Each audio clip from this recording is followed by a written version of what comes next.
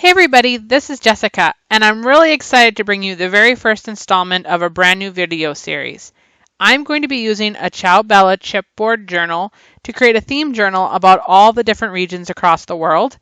And this journal is made up of solid pages or die-cut pages that can be held together with pre-drilled holes using either book rings or ribbon or however you do your typical bookbinding techniques. A quick thing to note when you're working on any kind of unbound journal is you need to know where the pre-drilled holes are. This is going to tell you where the top of your page is and also make sure that you keep everything straight. So as you begin creating your page and later when you bind it, your pages aren't crooked and you will be unhappy with the results. Before I began filming today, I did lay down a layer of white gesso onto my chipboard page and let that dry completely. Now I'm putting down a layer of distressed collage medium before I place down my Stamperia rice paper. The reason I gessoed the chipboard page before laying down the rice paper is that I want all of the colors on the rice paper to be true to color, meaning be in the intended colors, the brilliance that they were created to be. If I hadn't put down gesso, I would have been gluing it directly onto the natural chipboard, which is a brownish color, and that wouldn't have allowed the colors to be as bright as they are here. So I'm continuing to smooth out the rice paper with the Finnabar silicone brush and distressed collage medium to make sure that this rice paper is completely smooth and glued down on all areas, and then I'm going to let it dry. Another thing to note is that the width of the rice paper wasn't quite as wide as the actual base chipboard page. So I'm just taking a piece of the rice paper that I had trimmed off the bottom and I cut out this design and I'm just going to glue it on the side to finish covering the entire background of my chipboard page. The next thing I'm going to add to this is pieces of blue polka dot washi tape, and I'm going to put them along edges of designs, underneath words to highlight them, and in a few different places just to add pops of color.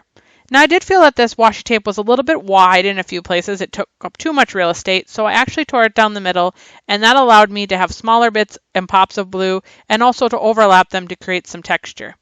And now I can begin adding color. So these are Dina Wakley Media gloss sprays, which are awesome acrylic sprays that actually dry permanent. And I'm using the colors of tangerine, apricot, and gilt. Because I have a really patterned background, I want to control my color placement so I don't accidentally cover up something that I really love. So I'm taking the covers off of the gloss sprays and using the spray stem to place the color directly onto my page. I'm dipping the spray stem into the bottle and then dragging it along the page and tilting the page at the same time so that these sprays actually drip. In some cases you can see that the colors actually blend together to make a third color, and then I'm going to let this sit and dry 100% before I begin doing anything else. Now when I was looking at this rice paper, I actually noticed that this fern pattern was in the background of the rice paper, and I decided I wanted to add some more of that on my page. So I'm using a Dina Wakley stencil mask and archival ink in olive with a mini blending tool to continue that same sort of pattern that I have already in the rice paper. Now the reason I'm using archival ink for this is that it is a dye-based ink, which means it will be translucent and allow the background to show through. But because this archival ink is oil-based, it also dries waterproof. So as I'm doing other techniques on top of it, this stenciling or masking actually will not move and will stay in place, which is what I want. Next, I'm going to use the stencil portion. So earlier I used the mask. Now I'm using the stencil portion of this Dina Wakley Media Tropical Stencil with Distress Translucent Grit Paste, and I'm placing it through the stencil with a palette knife. When you first put down Distress Translucent Grit Paste, you're going to see that it's a little bit white, but as it dries, it's going to become more and more translucent. So while I'm waiting for that to dry, I'm just going to continue to carefully keep layering on my page. So earlier you might have seen that I had some extra rice paper that I just trimmed off with my scissors.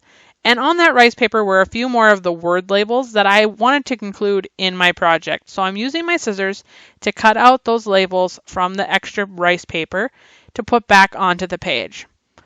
So the two rice paper labels have the words exploration and Valley of the Amazon, which I thought was especially appropriate since this is an Amazon rainforest themed page.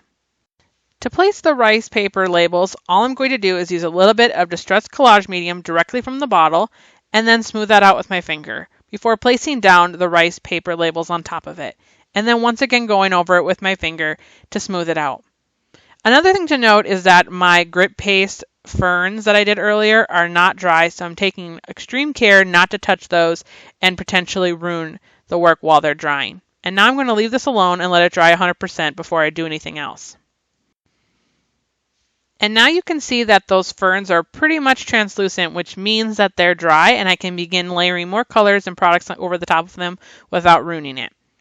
So now I'm going to go in once again with the Dina Wakley Media Gloss Spray, this time in the color of Gilt, which is a metallic gold. And I'm going to do that exact same dripping technique with dipping the end of the spray stem into the gloss spray and then placing it on my page. Now, because I want even more gold coverage with this spray, I'm actually pushing it against the page so that I have wider areas of the gold and more coverage. Also, if I get it in a place that I don't want, like it's covering too much of one of the words, I just wipe it up with my finger. No big deal. And as long as I do that before it dries, I can remove color where I don't want it.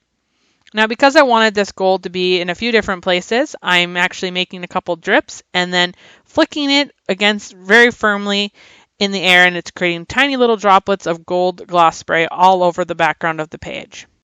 Next, I'm going to add even more metallic accents with these micro beads. And to do that, I'm going to use a little bit of Ranger Glossy Accents and then pour those micro beads directly on top of it, and it will catch and grab in the glossy accents. I'm going to do this a little bit closer to the camera so that you can see. So you can see once again, I put down some glossy accents, smoothed it out with my finger, and poured those micro beads directly on top of it. Whatever grabs it, and this will stay in place. Now I wanted a dark green, and I actually didn't have this color of paint, so I'm just mixing a bunch of green and blue paints that I have to create this dark green. And I know by mixing greens and blues together, no matter what I combined, I'm going to get a pleasing color, so I can do this without too much risk. And I'm just going to keep mixing this until I'm happy with the color of green I've created. And now that I'm happy with the green, I'm going to mix it into some Distress Matte Texture Paste, just by scraping it up with a palette knife and mixing it directly into the texture paste. And I'm going to just keep mixing it back and forth with my palette knife until all the white texture paste becomes green texture paste. And then I can put this onto my page.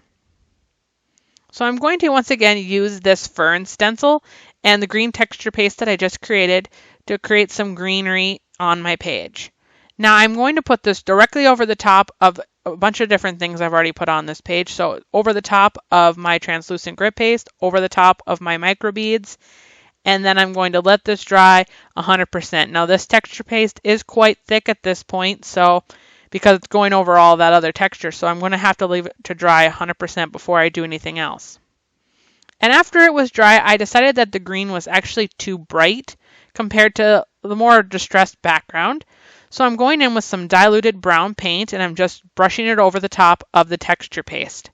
This texture paste is designed to absorb color, so it will absorb this brown paint into it, and it will end up looking very natural. So this is a way that you can tone down your color if you weren't quite happy with the final dried product. And I'm going to do this to all of the green ferns that I had put on the page. Another thing to note is that if you don't like where some of the brown paint ended up being, you can use your finger to try and rub that out or remove it, fade it, and then let it dry 100% and it'll stay permanently. And because I had some extra brown paint after I was done toning down that green fern, I'm just using my paintbrush to create some splatters of paint over the entire background of my page. And now I'm going to begin creating a collage. So the first thing I'm going to do to anchor down my collage is place a piece of that blue polka dot washi tape I used earlier. And next I'm going to place a natural duck feather. Now this is a real duck feather, but no worries, these were harvested humanely as the ducks were naturally shedding their feathers. They were picked up and then sold. So no ducks were harmed in the process of me getting this natural duck feather.